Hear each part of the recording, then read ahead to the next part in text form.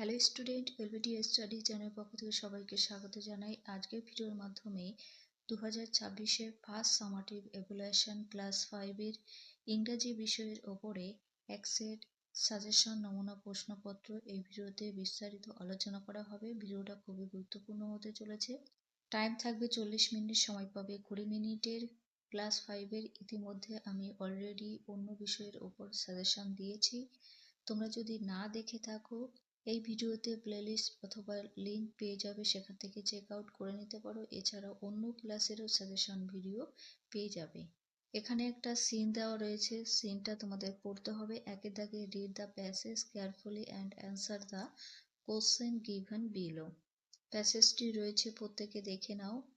Edmund Hillary and Tenzing Norgay were part of the British expedition to MT Everest in 1953, অর্থাৎ 1953 সালে ব্রিটিশদের Everest অভিযানে Edmund Hillary এবং তেনজিং নোরগে অংশগ্রহণ নিয়েছিল।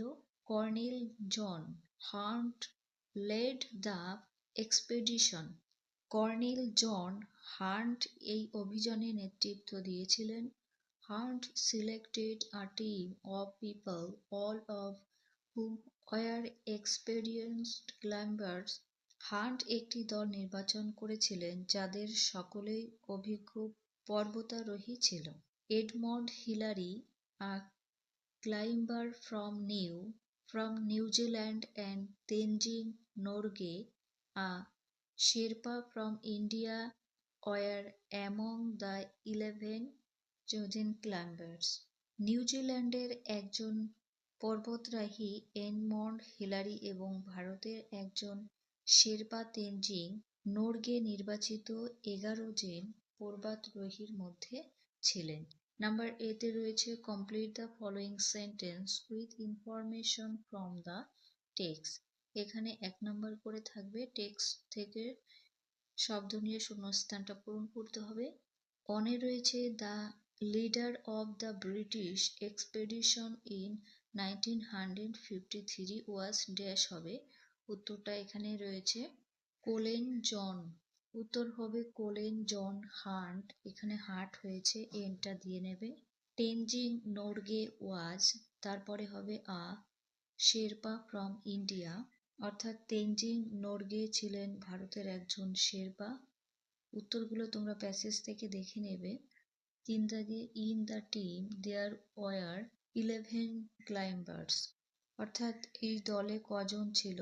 11 জন নির্বাচিত পর্বতারোহী ছিল।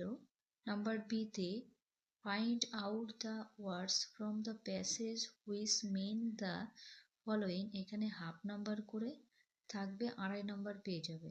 বিয়ের এতে দুটোই দেখে নাও তোমরা প্রত্যেকে। 2 দাগে read the passage carefully and answer the question given below.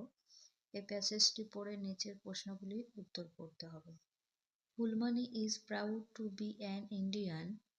Phulmoni একজন ভারতীয় হিসাবে গর্বিত ছিল।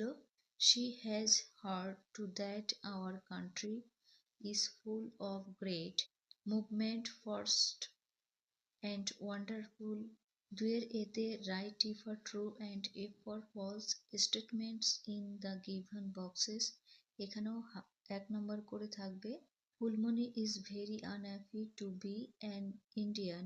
ফুলমণি একজন ভারতীয় হতে পেরে খুবই অসন্তুষ্ট ছিল। এটা এফ না, এটা ভুল হবে, কারণ সে সন্তুষ্ট ছিল।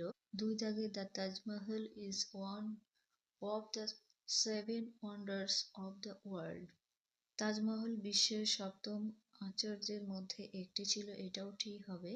3 নম্বরে রয়েছে লালকেল্লা আগ্রায় অবস্থিত, এটাও ঠিক হবে, সত্য। 4 নম্বরটাও এখানে সত্য হবে। গ্রামার রয়েছে এখানে 3 এতে fill in the blanks with suitable words given below, half number করে 2.5 নাম্বার পেয়ে যাবে। অপশনগুলো রয়েছে, প্রথমটা দেখে নাও উত্তরগুলো, দ্বিতীয়টা আমি উত্তরগুলো বলছি না, প্রত্যেকে খাতায় নোট ডাউন করে নেবে, আমি স্ক্রল ডাউন করছি। বিতে match the words column A with column B, half number করে রয়েছে। কলাম এর সাথে কলাম বি এ মেলাতে হবে। এই টেবিলের উত্তরটা আমি করে দেব, তোমরা দেখে নাও।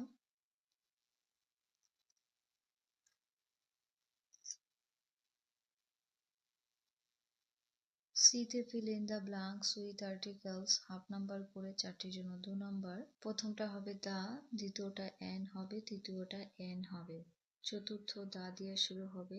তারপরে একটা রাইটিং রয়েছে স্কিল, আর রাইটিংটা দেখে নাও। রাইটিংটা রয়েছে অ্যাপ্লিকেশন করতে হবে হেডমাস্টারে, এর জন্য 5 নাম্বার রয়েছে। রাইটিংটা আমি লিখে দিয়েছি।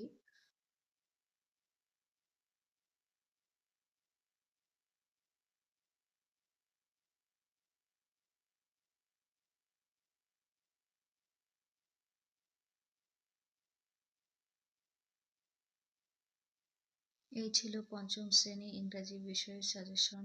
আজকে এখানে ভিডিও শেষ করছি। পরবর্তী ভিডিওতে নেক্সট কোনো বিষয় নিয়ে আলোচনা করা হবে।